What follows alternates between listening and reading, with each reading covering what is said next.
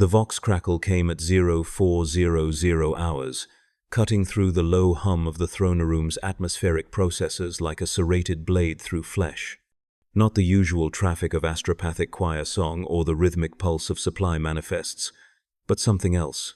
Something that made the attending Adeptus Custodes pause mid-stride, his guardian spear held perfectly still as the message repeated. 3 words, broadcast from the edge of the Sol system on all frequencies simultaneously. 3 words that should have been impossible. They are coming. For 10,000 years, Terra had stood unbroken, the beating heart of mankind's empire. Billions lived beneath its storms. Its defenses were endless, layered so deep that even speaking of conquest invited execution for heresy. The Sol system bristled with more firepower than entire segmentums could muster. Battle fleets rotated through patrol patterns perfected over millennia. The orbital plates alone mounted enough lance batteries to scour a dozen worlds, and beneath it all, deep in the imperial palace itself, the god emperor of mankind sat enthroned, his skeletal fingers wrapped around the mechanisms of the Astronomicon and that great lighthouse by which humanity navigated the warp. To assault Terra was not merely suicide, it was cosmic joke, a futility so absolute that even the insane rejected it. Yet the message repeated. The long-range auger stations positioned at the system's edge screamed their warnings in unison. Something massive approached, something that moved with purpose and terrible coordination. The Auspex returns showed impossible numbers, a density of contacts that overwhelmed the cogitators attempting to process the data. The tech priests monitoring the stations fell into prayer cant without conscious thought, their mechadendrites twitching in agitation as streams of binary howled through their neural implants. They knew these signatures. Every adept of the Mechanicus knew them, had studied them in classified archives, sealed beneath layers of encryption and ritual. The Tyranids, the Great Devourer, the swarm that consumed galaxies. But this made no sense according to every strategic analysis ever compiled on the Xenos horror. Tyranids did not attack fortified positions directly. They surrounded, they infiltrated, they seeded worlds with gene-stealer cults generations before the main fleet arrived, weakening defenses from within until the final assault became inevitable rather than impossible. They moved like living intelligence, steering toward vulnerable prey and away from anything that might cost them more biomass than they would gain. Terra was the ultimate fortress, ringed by defenses that would bleed a Hive Fleet white long before it reached the planet's surface. The Tyranids should have known this. Their hive mind should have calculated the futility and moved on to softer targets. Yet they came anyway. The explanation arrived 7 hours later, delivered by a battered strike cruiser that translated from the warp at the edge of the Kuiper belt, trailing plasma and frozen atmosphere from a dozen hull breaches. The vessel belonged to the Death Watch, that militant arm of the Ordo Xenos staffed by space marines drawn from every loyalist chapter. Its commanding officer, Watch Captain Artemidorus of the Ultramarines, stood before the Senatorum Imperialis with his power armor still bearing the acid-scored marks of recent combat. "We tracked Hive Fleet Ouroboros for 8 months through the eastern fringe," he said, his words falling into the silence of the assembled Lords of Terra with the finality of a judge's verdict. Standard pursuit and interdiction pattern. They consumed 3 agri-worlds and 2 hive planets before we managed to eliminate their vanguard organisms. But at Tau Secundus, something changed. The hive mind altered its vector, not to avoid us, but to accelerate. It began shedding smaller organisms, consolidating its mass into a single thrust pattern aimed directly toward Sol. A member of the High Lords leaned forward in his throne. "Fleet dispositions. Give me numbers." Artemidorus did not hesitate. Contact density suggests a fleet mass equivalent to 13,000 bioships ranging from frigate analog to battleship class. Ouroboros is not the largest hive fleet we have encountered, but it is moving with singular purpose and unprecedented coordination. He paused. Even through the emotionless ceramite of his helm, something like dread colored his next words. "They are not coming to feed on Terra. They are coming to kill the Emperor." The chamber erupted. Impossible. Heresy. Madness. But deep in the logic centers of every strategist present, a terrible understanding was forming. The Tyranids were a gestalt consciousness, a hive mind of terrifying scope and adaptability. They learned, they remembered, and across decades of encounters with humanity, they had begun to understand something fundamental about the Imperium's structure. They had realized that humanity fought with such desperate ferocity, not through distributed leadership or rational calculation, but through faith.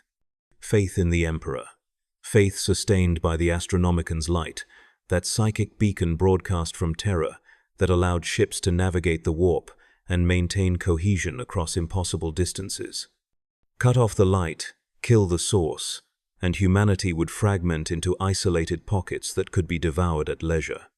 The Tyranids had decided that consuming Terra's biomass was less valuable than destroying mankind's ability to resist. It was a strategic calculation that spoke to an intelligence far more sophisticated than Imperial doctrine had credited them with possessing. And it meant that Hive Fleet Ouroboros would not be deterred by casualties or tactical disadvantages. They would come, and they would keep coming, and they would trade any number of organisms for even the slimmest chance of reaching the Golden Throne. The Imperial Palace went to war footing within the hour.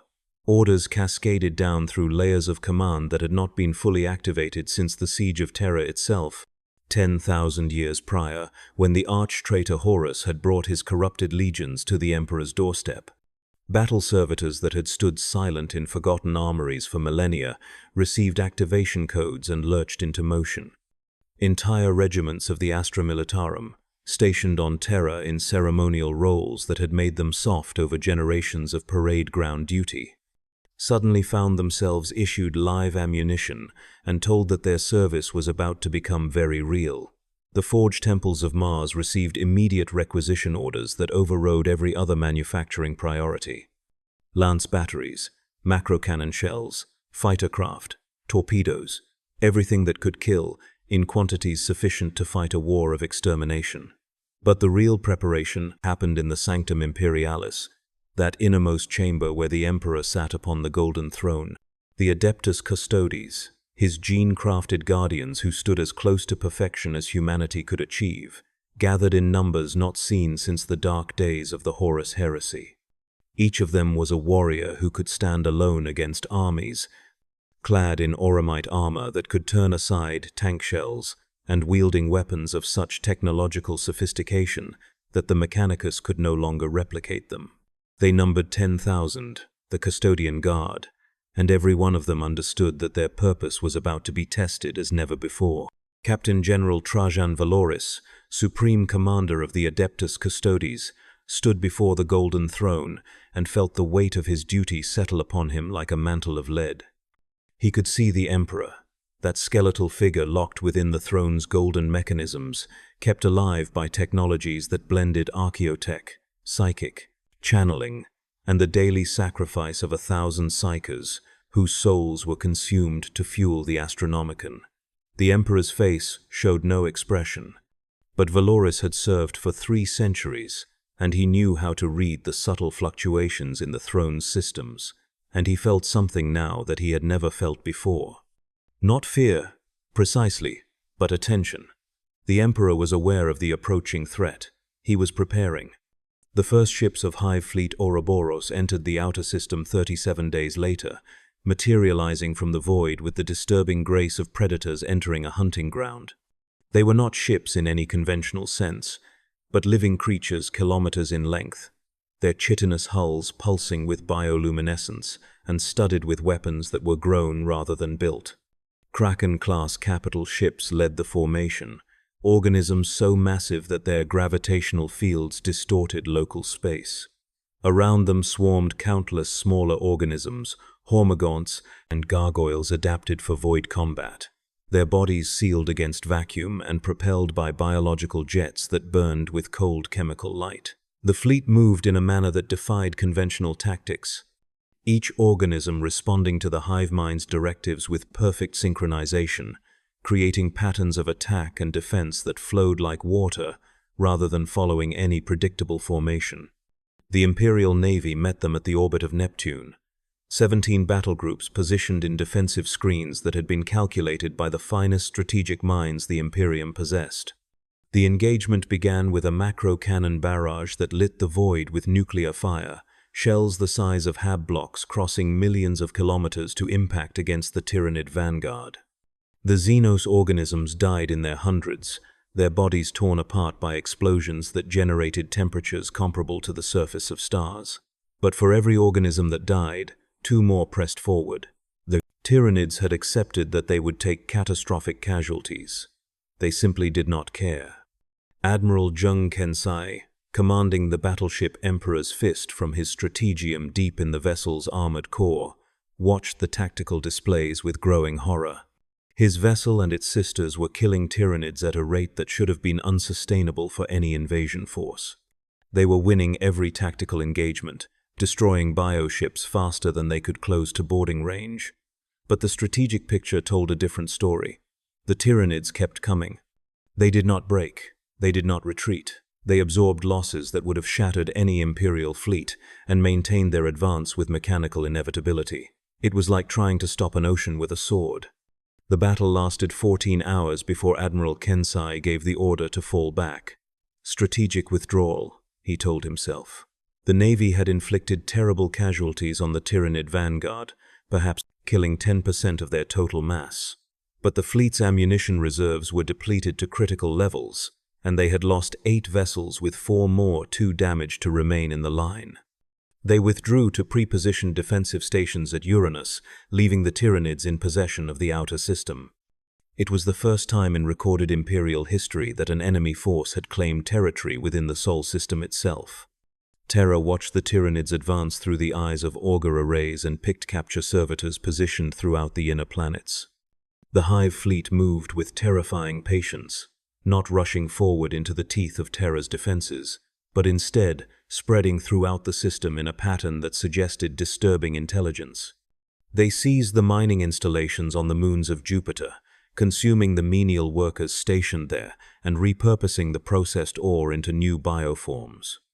They dropped spores onto the barren rocks of the asteroid belt, seeding them with aggressive organisms that began converting mineral deposits into additional biomass. They were not simply attacking Terra. They were fortifying, building, preparing for a siege that might last years or decades. The civilian population of Terra, all 700 billion souls crammed into hive cities that stretched from bedrock to stratosphere, remained largely ignorant of the existential threat looming over them.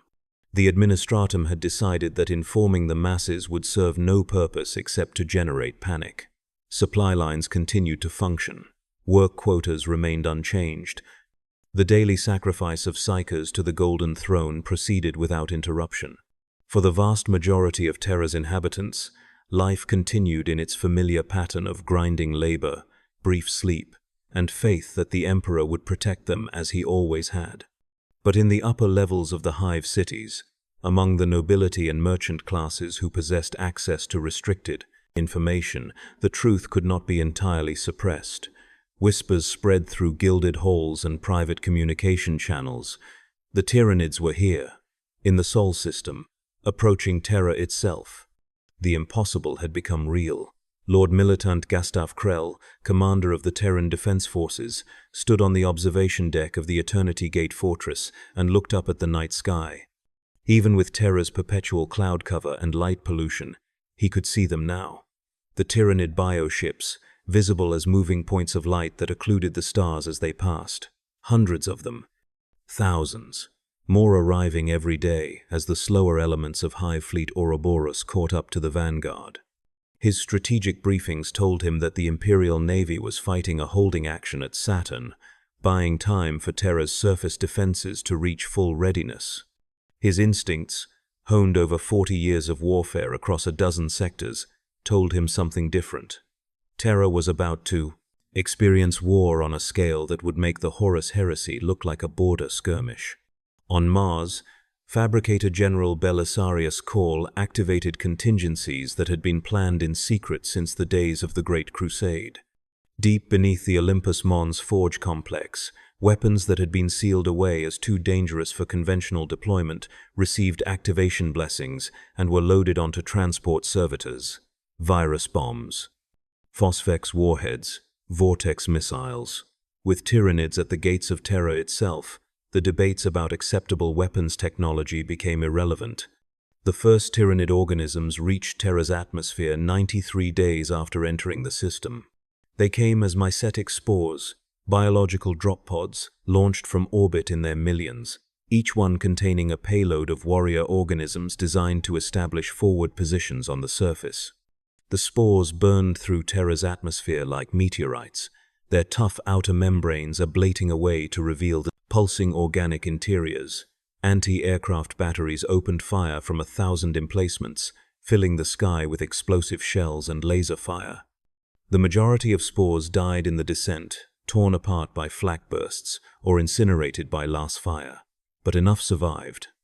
Enough made it through the defensive screen to impact across Terra's surface, cracking open to disgorge their contents into the prepared kill zones that the Astra Militarum had established.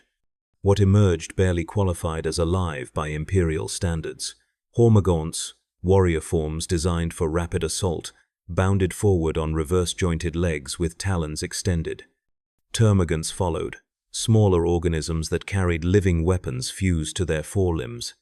Behind them came larger forms, Tyranid warriors that stood twice the height of a man, their bodies armored in chitinous plates and bristling with specialized weapons. They charged the Imperial positions with suicidal fury, seeking not to survive but to engage, to pin the defenders in place while more spores landed.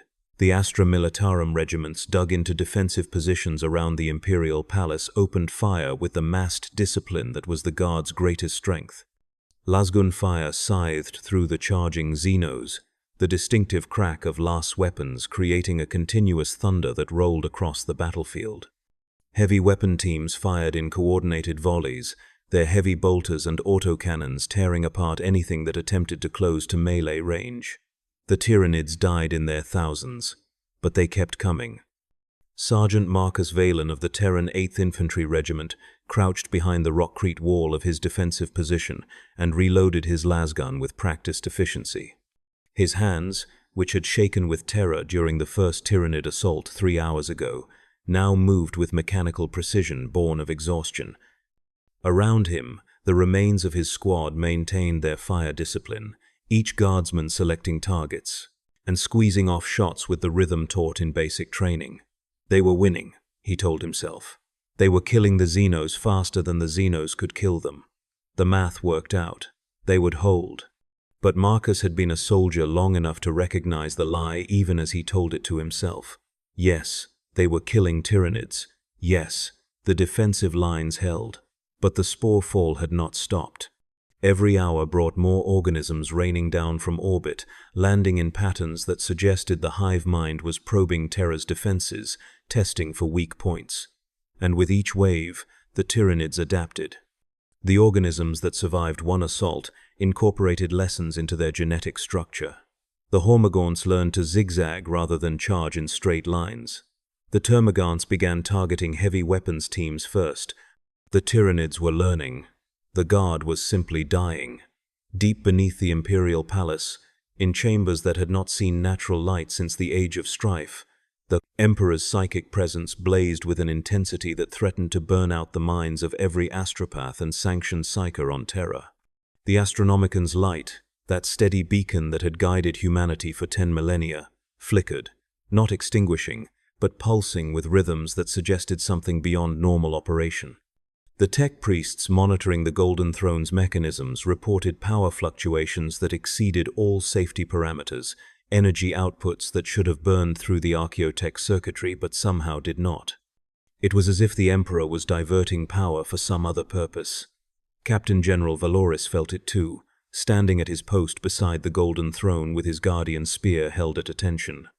The Emperor was preparing something, drawing upon reserves of power that Valoris had not known existed, reaching out across Terra with psychic tendrils that touched every loyal soul on the planet. And in that moment of connection, Valoris understood what his master intended. The Emperor was going to fight, not through proxies or champions, but directly. He was going to manifest his power on the battlefield in a way that had not been seen since the siege itself. The Tyranid assault intensified as if the hive mind sensed the change in Terra's psychic signature.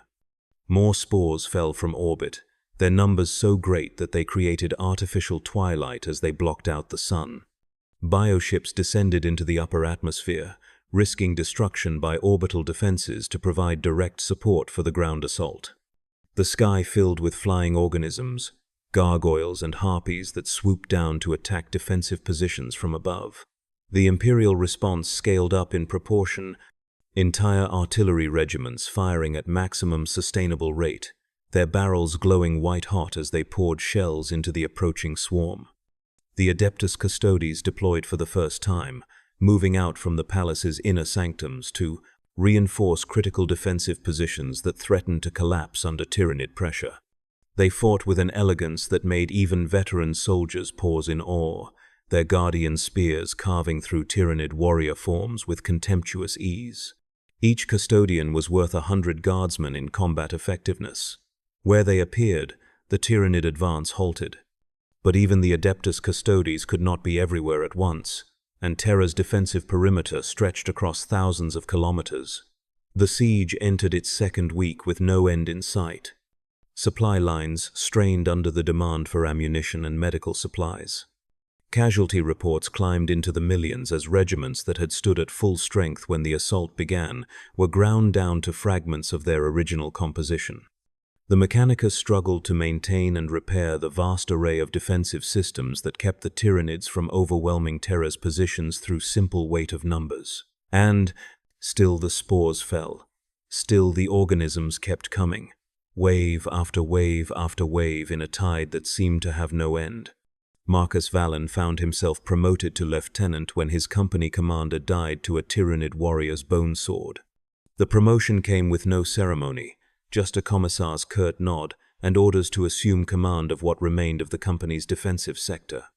67 soldiers, holding a position designed for 300.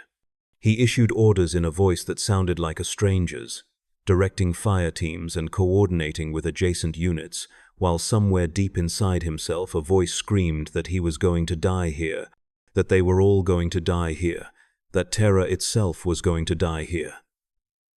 But they did not die. Against all probability, against the mathematical certainty of their annihilation, the defensive lines held. The Guard died in their millions, but they died buying time, selling their lives for seconds and minutes that allowed the Mechanicus to bring additional defenses online, that allowed the Space Marine chapters responding to Terra's distress calls to arrive in-system and reinforce the beleaguered defenders. The first chapter to arrive was the Imperial Fists, those yellow-armored sons of Rogel Dawn whose gene seed carried an instinct for defensive warfare that bordered on the supernatural. They hit the Tyranid positions like a power fist to the face, their drop pods screaming down from orbit to land directly in the Xenos-held sectors, disgorging tactical squads that established kill zones and began systematically eliminating the larger synapse organisms. Chapter Master Gregor Decian of the Imperial Fists stood atop a mound of Tyranid corpses and surveyed the battlefield through his helm's autosensors. His armor bore fresh scars from Tyranid bioweapons. The fight had been brutal, close-range combat against organisms designed to tear through power armor with specialized claws and acid sprays. His command squad had lost 2 brothers before they managed to establish fire superiority. But they had done it. They had cleared this sector and linked up with the Astra Militarum positions. The defenders had breathing room now. Time to reorganize. Except the next assault was already beginning. Decian's autosensors detected massive biosigns approaching from the northeast, organisms so large that they registered as armor contacts on his tactical display. He enhanced the visual feed and felt something like respect for the enemy despite himself. The Tyranids were committing their larger organisms now. The heavy assault forms that they usually reserved for breaking fortress walls. Carnifexes, living tanks covered in chitin armor and bristling with biocannons. Hierophants, titangent-class organisms that strode forward on multiple legs, their howderbacks mounting batteries of living artillery. And behind them, a monstrous form that Decian had only seen in picked captures from other campaigns. A Hierophant Bio-Titan, one of the largest organisms the Tyranids could field. A creature as tall as an Imperial Reaver-class Titan, and equally well-armed. He opened a Vox channel to the Astra Militarum command frequency. This is Chapter Master Decian to all guard units in Sectors 7 through 12. Major assault inbound. Estimate contact in 4 minutes. Request immediate artillery support on my position. All available guns, maximum rate of fire. We will hold for as long as we can, but you need to kill that Hierophant, or it will break through to the palace walls. The response came immediately. Copy that, Chapter Master. Artillery regiments are redirecting fire now. Emperor guide you. Emperor guide us all, Decian thought as he checked his bolter's magazine and prepared to face the approaching tide. Because if that Hierophant reached the palace walls, if the Tyranids managed to breach the inner defenses, then nothing would stop them from reaching the Golden Throne itself. The artillery barrage began 30 seconds later, shells screaming overhead to impact in the midst of the approaching Tyranid formation. The explosions tore through the smaller organisms, sending body parts and ichor fountaining into the air. But the larger organisms endured, their thick armor plating absorbing hits that would have destroyed vehicles. The Hierophant barely slowed. Its multiple legs carried it forward through the firestorm while its weapons began returning fire, streams of bioplasma arcing across kilometers to impact among the Imperial positions. Decian watched a guardsman position simply cease to exist, vaporized by a direct hit. The creature was still over a kilometer away, and already it dominated the battlefield. This was what the Tyranids had been building toward. A breakthrough. A wedge driven into Terra's defenses that would allow the swarm to flood through and overwhelm the defenders through simple mass. But the Imperium had not survived for 10,000 years by accepting defeat when faced with impossible odds. As the Hierophant closed to within 800 meters, something else approached from the opposite direction. Something that made even the Tyranid organism pause in its advance. A walking cathedral of gold and crimson, 40 meters tall and armed with weapons that could crack continents. A warlord-class battle titan of the Legio Ignatum, the Fire Wasps, deployed from its secure hangar beneath the Imperial Palace for the first time in 6 centuries. The Titan's void shields flared to life, creating a shimmering barrier that absorbed the Hierophant's bioplasma fire without strain. Its secondary weapons, multiple turret-mounted guns operated by hardwired tech priests, opened fire on the surrounding Tyranid organisms, creating fields of overlapping fire that nothing living could survive. And then the Titan's main weapon spoke, volcano cannons that fired beams of superheated thermal energy directly into the Hierophant's center mass. The Tyranid organism exploded, not died, not fell, but simply exploded as its internal biomass reached ignition temperature and detonated from within.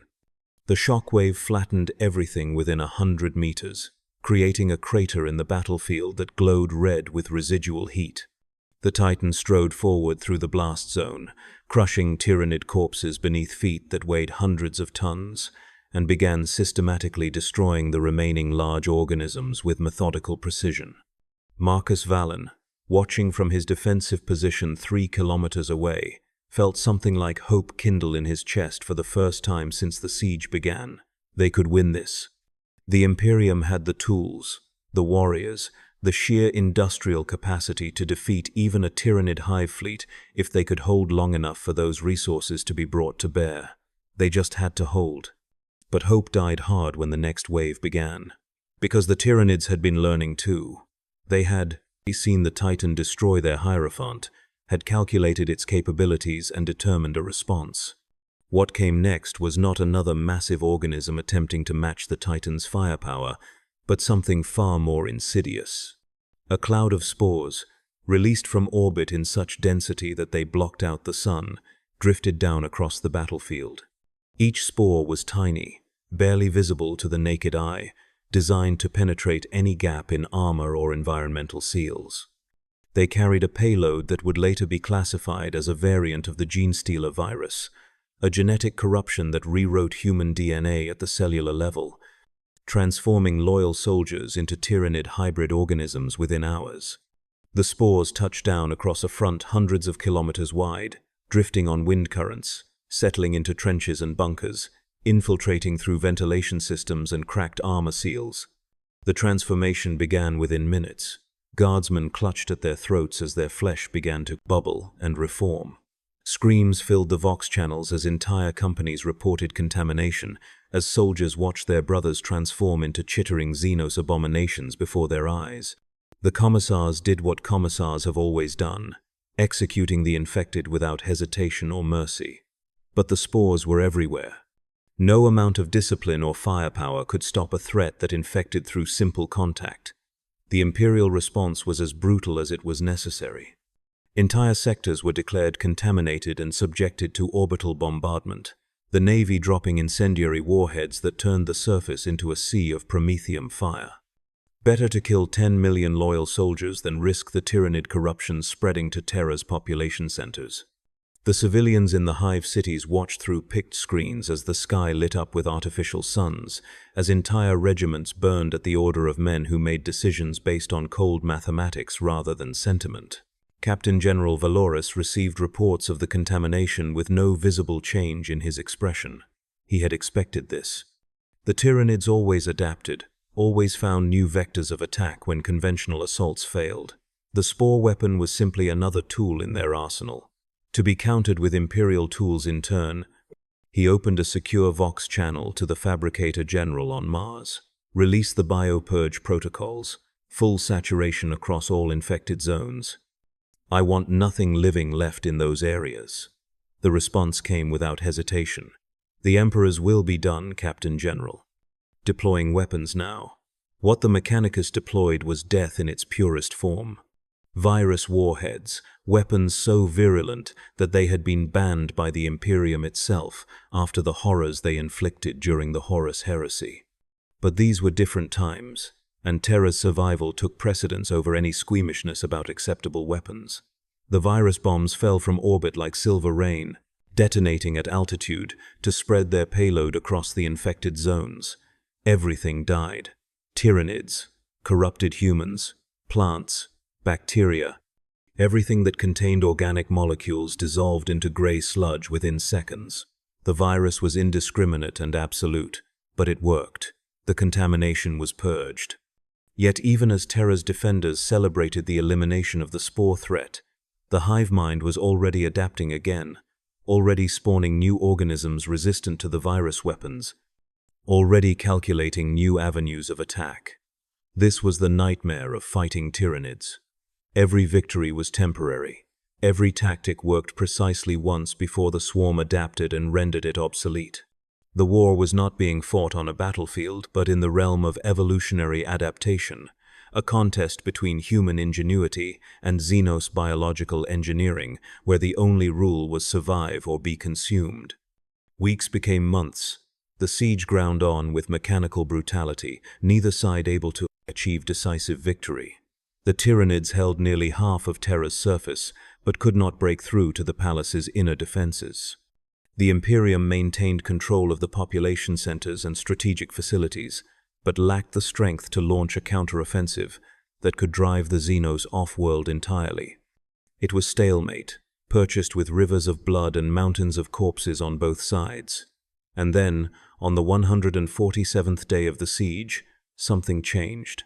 Deep beneath the Imperial Palace, in the chamber where the golden throne blazed with power beyond mortal comprehension, the Emperor moved. Not physically. His mortal form remained locked in the throne's mechanisms as it had been for 10 millennia. But his consciousness, that vast psychic presence that had protected humanity since before the Age of Strife, surged forth with purpose that had been building since the moment the Tyranids entered the Sol system. Every psyker on Terra felt it, simultaneously.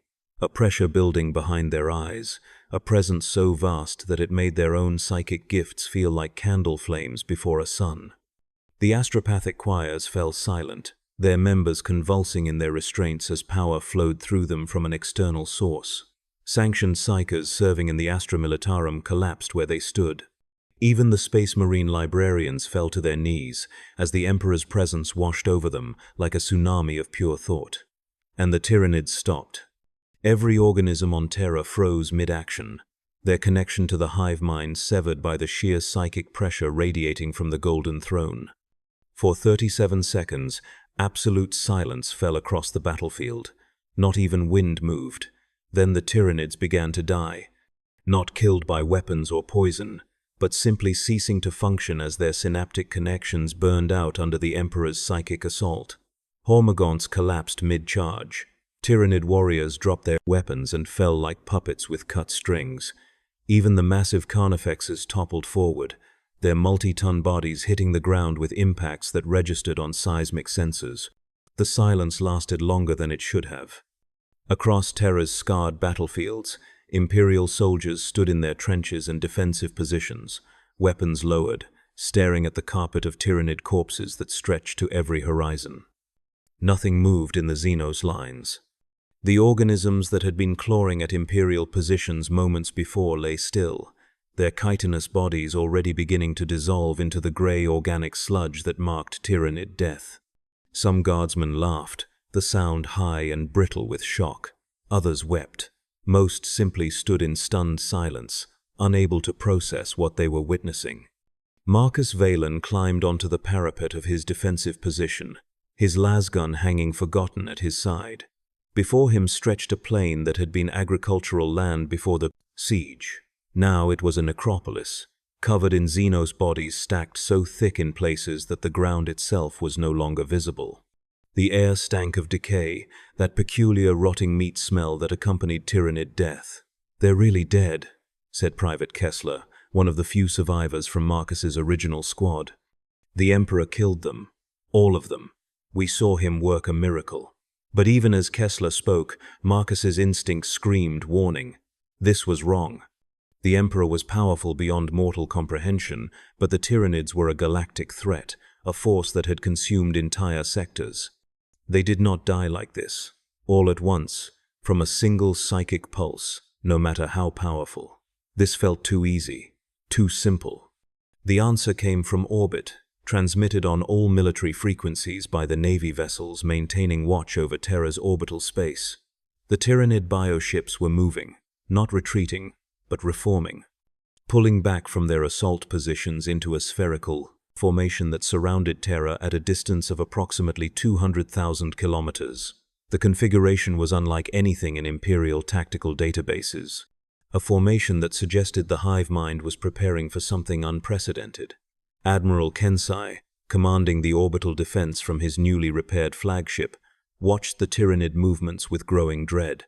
His augmented tactical mind calculated dozens of possible explanations for the bioship's behavior.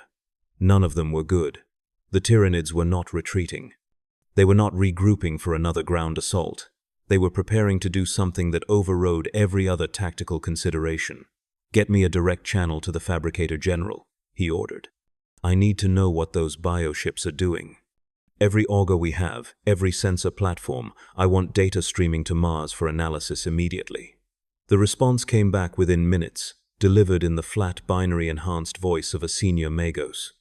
"Admiral, the bioships are generating a unified psychic field.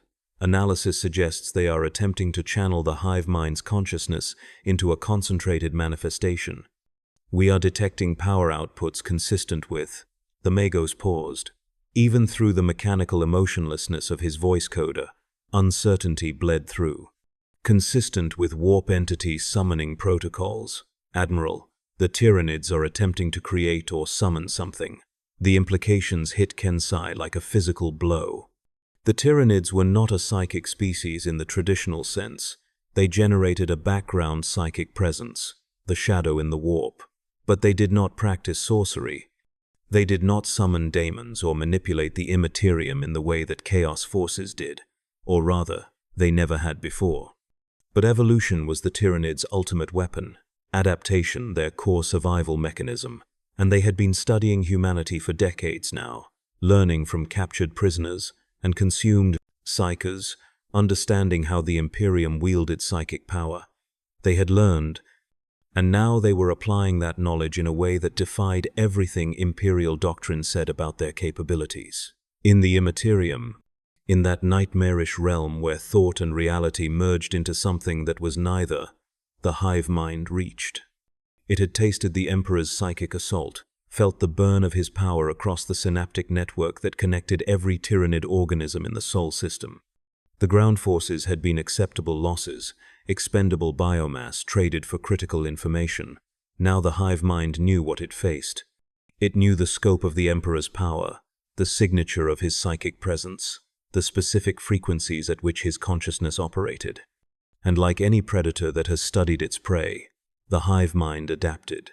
What emerged from the warp above Terra was not a daemon in any traditional sense, not one of the malevolent entities that served the dark gods. It was something else, something that had never existed before this moment. A psychic construct formed from the collective consciousness of Hive Fleet Ouroboros, given quasi-physical form through a process that violated every natural law that governed the relationship between materium and immaterium. The entity had no name because the Tyranids did not use names. It had no true form because it was composed of thought rather than matter. But to the psychers who sensed its arrival, to the astropaths whose minds brushed against its presence, it appeared as hunger given consciousness. As endless appetite wrapped in a shape that suggested thousands of mouths and countless reaching claws. The psychic pressure that radiated from the entity made the Emperor's earlier pulse feel gentle by comparison. Across Terra, unsanctioned psychers spontaneously combusted as their minds burned out from simple proximity to the manifestation. Astropathic choirs screamed in unison, their carefully maintained psychic disciplines shattering under the onslaught. Even the Space Marine librarians fell to their knees and bled from eyes and ears as their mental defenses crumbled. The entity descended toward Terra with ponderous inevitability, a living mass of psychic energy that grew more solid with each passing second as the Tyranid bioships fed it power. The orbital defense platforms opened fire, lance batteries and macro cannons hurling megatons of ordnance at the descending form. The weapons passed through it without effect, their physical shells disrupted by the entity's presence before they could detonate. It was immune to conventional weapons because it was not truly real in any conventional sense. It existed in the overlap between reality and the warp, occupying both spaces simultaneously. Captain General Valoris felt the entity's approach like pressure against his skull, a sensation of wrongness so profound that it triggered every instinct the Emperor had engineered into the Adeptus Custodes. This was the enemy. This was the threat that all their training, all their preparation, had been designed to counter. Not the Tyranid swarm that could be killed with bolter and blade, but this, a psychic construct designed specifically to kill the Emperor. He stood before the golden throne and addressed his master, knowing that the Emperor could hear him even if he could not respond in conventional speech. "My lord, they are coming for you. Not with claws and teeth, but with something designed to breach your psychic defenses. The 10,000 stand ready. We will hold for as long as we can, but we cannot fight this. Only you can face what approaches." The golden throne blazed brighter, its mechanisms screaming as power output climbed beyond any level the tech priests had believed possible. The Astronomicon flickered, not extinguished but wavering as the Emperor diverted more and more of his power away from maintaining humanity's lighthouse and toward preparing for the coming confrontation.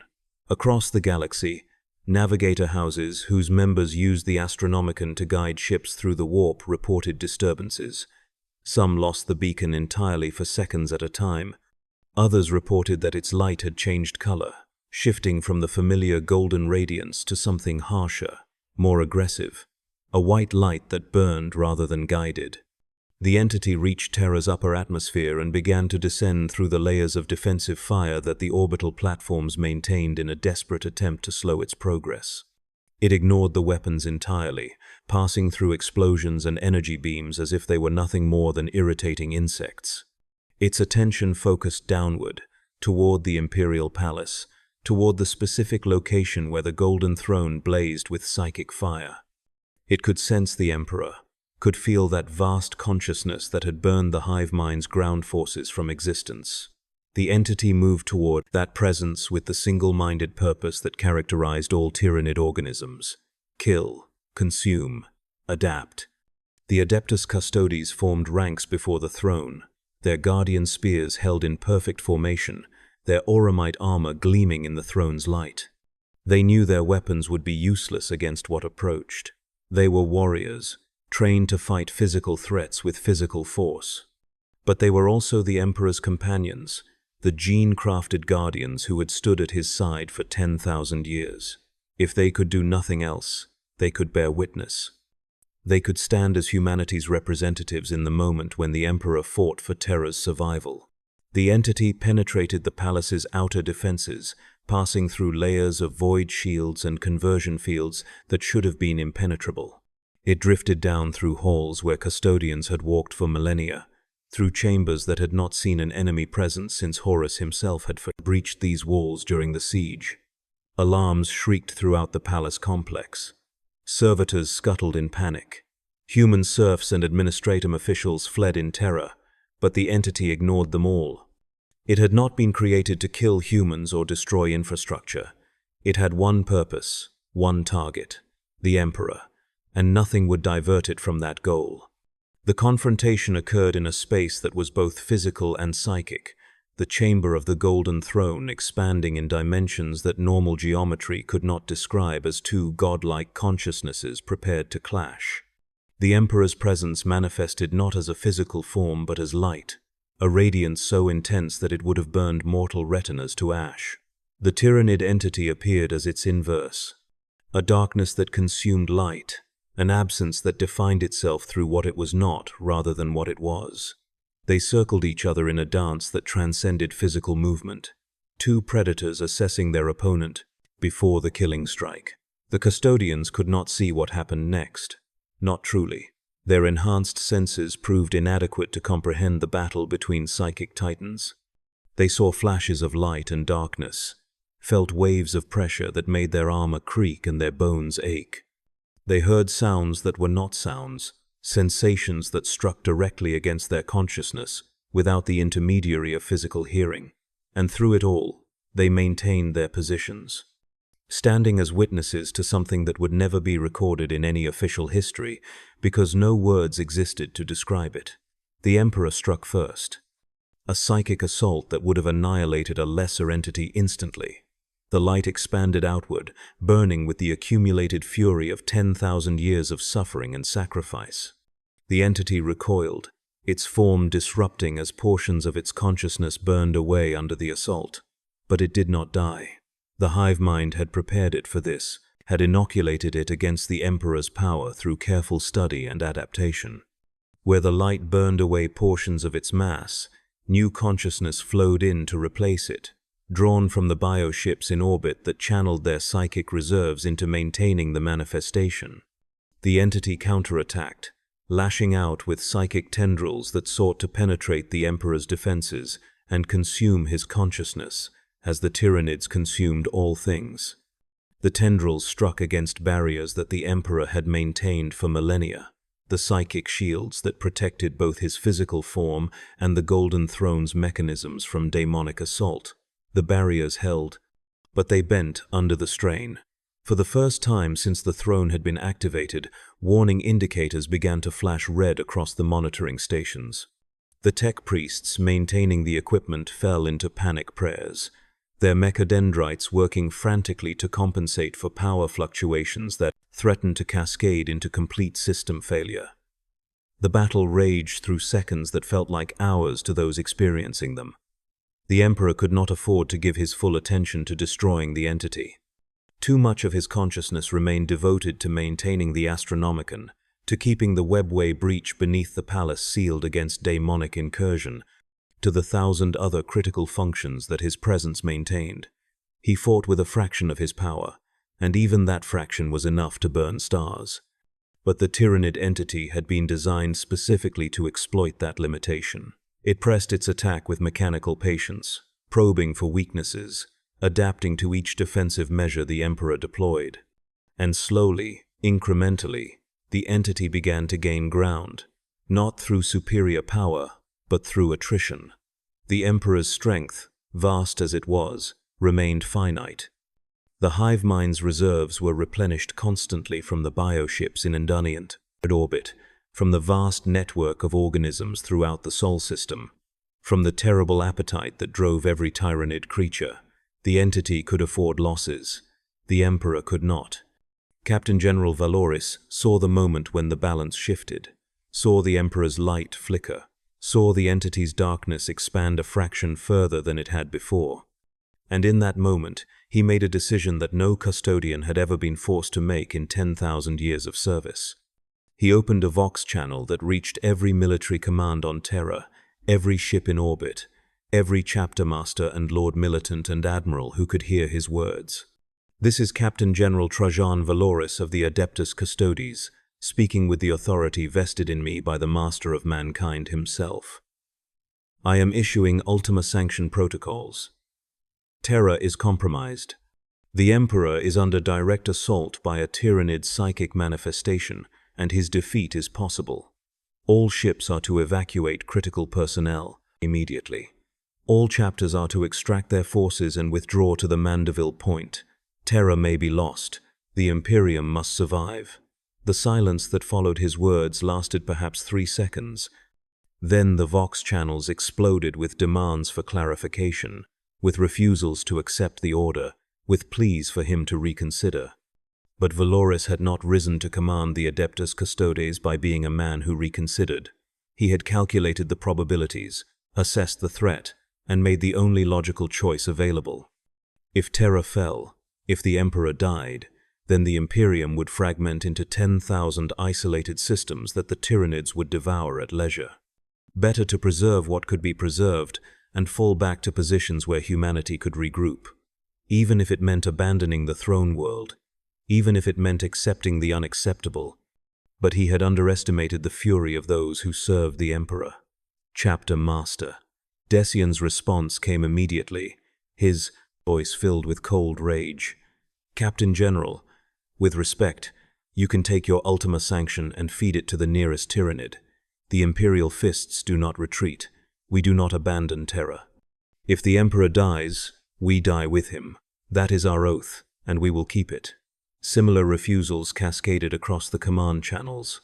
The Blood Angels, the Black Templars, the White Scars. Chapter after chapter, declaring that they would stand regardless of the Custodes' orders, and not just the Space Marines. Astra Militarum regiments that had fought for 3 months without relief announced that they would hold their positions until death. Naval officers declared that their ships would continue to fight even if every other vessel in the fleet withdrew. Terra's defenders, faced with the prospect of abandoning their emperor, chose death over dishonor. And deep in his sanctum beneath the palace, locked in psychic battle with an entity designed to kill gods, the emperor felt their defiance, felt the determination of billions of souls who refused to accept his defeat, felt the faith that had sustained humanity through 10,000 years of darkness and horror. That faith, that absolute conviction in his ultimate victory, gave him something he had not possessed in millennia: hope, not for himself.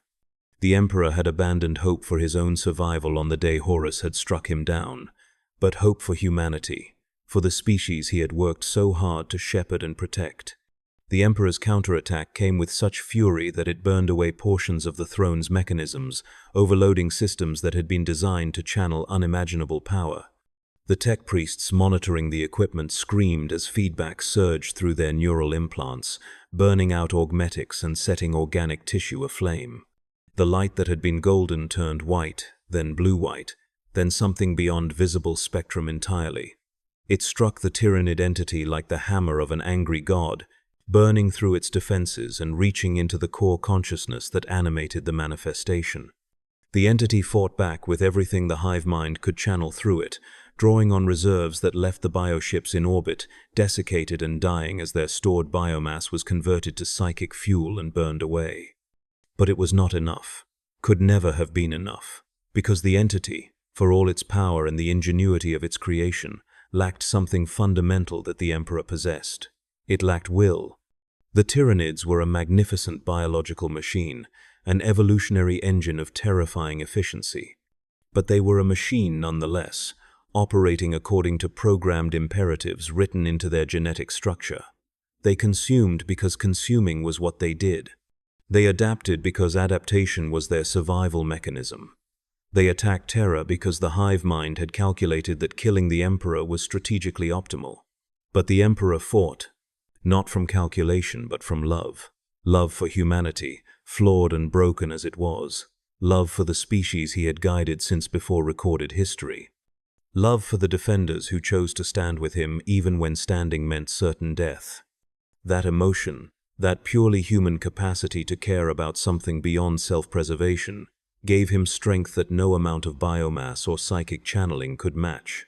The Tyranid entity shattered, not gradually, not piece by piece, but all at once as the psychic architecture that maintained its cohesion collapsed under the Emperor's assault. It dissolved back into the component thoughts and hungers from which it had been constructed, dispersing into the immaterium like smoke in a hurricane.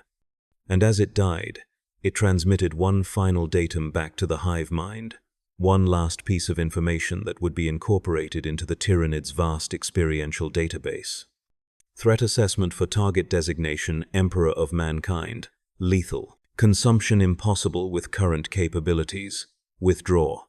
In orbit above Terra, the surviving bioships began to move, not in attack formation or defensive posture, but in full retreat, accelerating away from Terra with every biological engine burning at maximum output. They did not pause to recover ground forces. They did not attempt a final assault on the damaged orbital defenses. They simply fled. Driven by the hive mind's calculation that this prey had proven too dangerous to justify further losses, the Tyranids had come to Terra. They had fought the Emperor himself to a standstill, and they had lost. The Imperial Navy pursued, but cautiously, unwilling to commit fully to a chase that might reveal itself as a trap. Admiral Kensai watched the Tyranid retreat through his tactical displays and felt no triumph, only relief so profound that it left him shaking in his command throne. They had survived. Against every probability, against every tactical analysis that had predicted Terra's fall, they had survived. The Emperor had saved them. Humanity had saved itself. On Terra's surface, in trenches and defensive positions across the entire planet, soldiers collapsed where they stood. Not from injury or exhaustion, though they certainly suffered from both, but from the sudden release of tension that had sustained them through 3 months of horror. They had held. They had stood against the Great Devourer, and they had held. Some laughed, some wept. Most simply stared at the sky, watching the Tyranid bioships dwindle to points of light, and then vanish entirely as they accelerated beyond the orbit of Mars.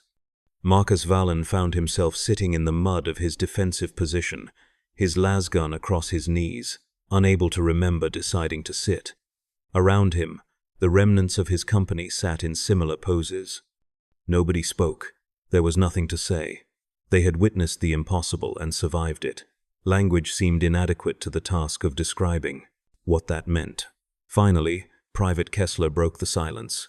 "What do we do now, Lieutenant?" Marcus considered the question for a long moment before answering. "We rebuild. We bury our dead. We prepare for the next war. Because there will always be a next war. That's what it means to serve the Emperor. We fight, we hold, we survive, and we do it again tomorrow." Deep in the Imperial Palace, Captain General Valoris stood before the Golden Throne and watched as the tech priests worked frantically to assess the damage from the Emperor's exertion. Critical systems had burned out. Power conduits had melted.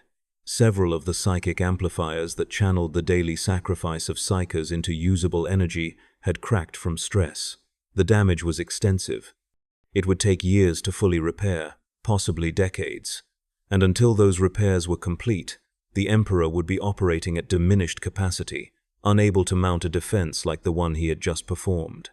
The Captain General knelt, a gesture of respect and acknowledgement. "My lord, we survived because you protected us, but the cost was high, too high to repeat. If the Tyranids return, if any major threat strikes at Terra before we can complete repairs, we may not survive a second time." The Emperor gave no response, of course. His consciousness remained locked in its eternal vigil, maintaining the Astronomicon, holding the webway breach sealed, performing the 1,000 tasks that only he could accomplish. But Valoris had served long enough to sense the subtle shifts in the throne's operation. and he felt something now that he interpreted as acknowledgement. Yes, the Imperium had survived, but it had come terrifyingly close to annihilation. This knowledge would have to be suppressed. The general population could never learn how near Terra had come to falling. The administratum would craft official accounts that downplayed the danger. The propaganda servitors would spread tales of glorious victory and the Emperor's invincible protection. Because humanity needed faith more than it needed truth. Faith kept the Imperium functioning. Faith gave soldiers the courage to stand against impossible odds. And faith, in the end, had been what saved Terra. But Valoris knew the truth, knew that the Tyranids had learned something critically important from this engagement. They had learned that the Emperor, vast as his power was, remained vulnerable. They had learned that he could be attacked directly, that his defenses could be strained to the breaking point. And most critically, they had learned that he could not defend himself and maintain all his other critical functions simultaneously. That knowledge would spread through the hive mind, would be incorporated into the strategic calculations of every Tyranid fleet in the galaxy. The next time they struck at Terra, and there would inevitably be a next time, they would come better prepared. They would come with a plan designed specifically to exploit the weaknesses they had discovered. They would come with the full weight of the Tyranid species behind them. Not one hive fleet, but many. A force so vast that even the Emperor's full power might not be enough to turn them aside. Terra had won this battle, but the war was far from over. The casualty reports took weeks to compile. 47 million Astra Militarum soldiers dead. 800 billion civilians killed in the bio-purges and contamination protocols. 12 Space Marine chapters reduced to below half strength. 6 battle titans destroyed. The economic cost exceeded the gross domestic product of entire sectors. But Terra stood. The Emperor lived. The Astronomicon still burned, guiding humanity's ships through the warp. The Imperium endured. That was what mattered. Not the cost, which had always been secondary to survival. Humanity had learned 10,000 years ago that survival trumped every other consideration.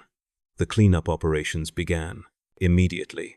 Servitor crews directed to clear the millions of Tyranid corpses that covered Terra's battlefields.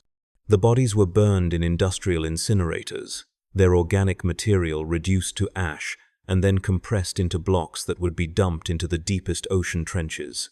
Nothing could be allowed to remain. No fragment of genetic material that the Tyranids might somehow reclaim. Total annihilation was the only acceptable disposal protocol. Months later, Marcus Valen found himself standing in the Imperial Palace, summoned by Captain General Valoris himself. The Supreme Commander of the Adeptus Custodes studied him with eyes that seemed to see through flesh and bone to the soul beneath. "Captain Valen," Valoris said, "do you know why I summoned you?" "No, my lord. You held your position for 3 months against impossible odds. You kept your soldiers fighting when rational analysis suggested they should have broken and fled. You adapted to Tyranid tactics and modified your defensive protocols accordingly." Valoris paused, but more importantly, you survived. Out of approximately 16 million officers who began the siege, fewer than 2 million remain alive. Of those, most commanded rear echelon units that never faced direct combat. You held a frontline position and lived to describe it. That makes you valuable. Understanding began to dawn. Marcus was being recruited. "I am assigning you to the War College," Valoris said. "You will spend the next 5 years training new officers in the tactics and strategies required to fight Tyranid forces. You will write instructional materials. You will develop simulation protocols. And you will ensure that when the Tyranids return, and they will return, humanity is better prepared than we were this time." Marcus felt something inside him unclench. A chance to rest, to process what he had experienced, to perhaps become something more than a man waiting to die on the next battlefield. "I will.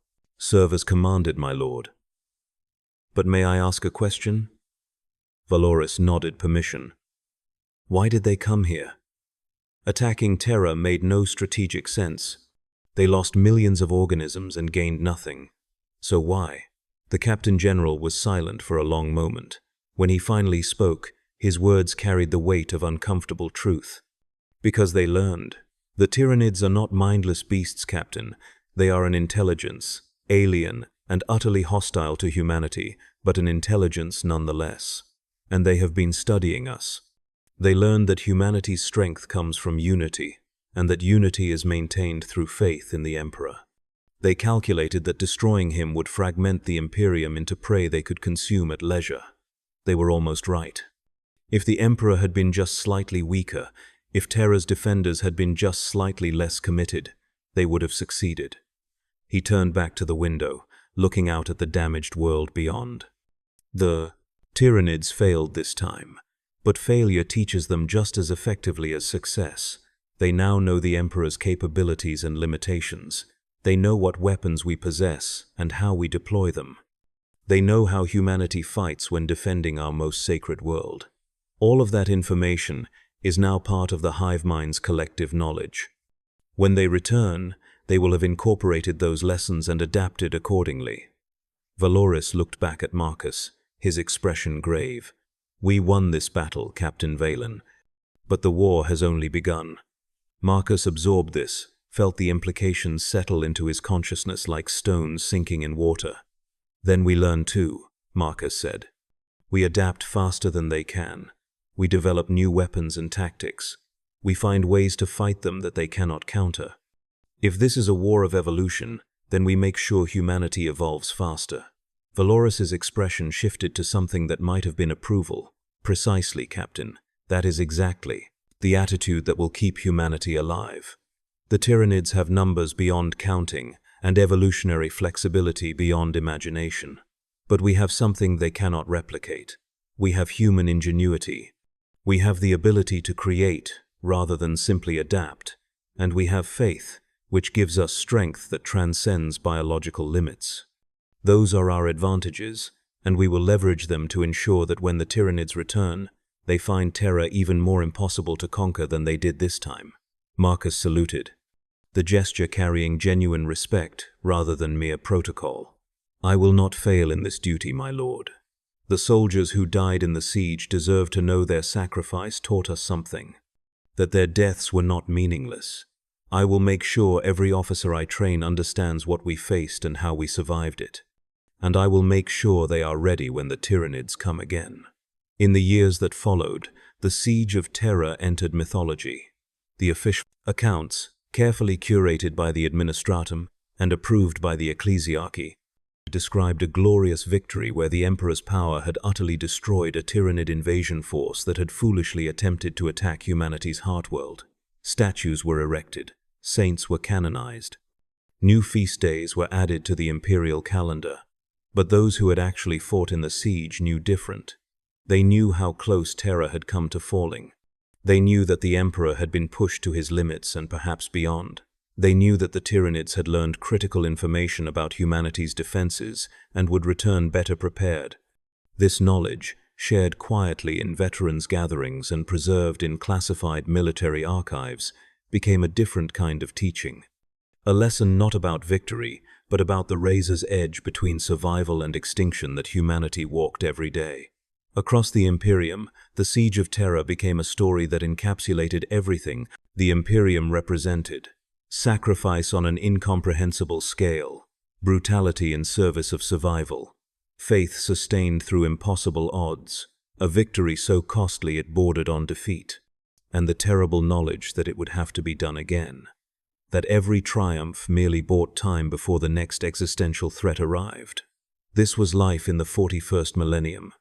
This was what it meant to serve the Emperor. This was humanity's existence, balanced forever on the razor's edge between glory and extinction, sustained only by the willingness to pay any price, make any sacrifice, commit any atrocity that survival demanded. The Imperium would stand, Terra would hold, the Emperor would endure, not because they were righteous or deserving, but because they refused to do otherwise. Because surrender was unthinkable and extinction was unacceptable, and the only path forward was through the darkness, one bloody step at a time, forever and always. In the grim darkness of the far future, there is only war, and humanity will wage that war until either it or the galaxy itself burns to ash. There is no other choice. There has never been another choice. Terra stood against the Great Devourer. And when the Devourer returns, Terra will stand again, or it will fall, and humanity will die, and the galaxy will be consumed by hunger without end. But that day has not yet come. And until it does, there is duty, there is service. There is the simple act of standing watch and maintaining vigilance and preparing for the horrors that tomorrow will surely bring. The Emperor protects, and humanity endures.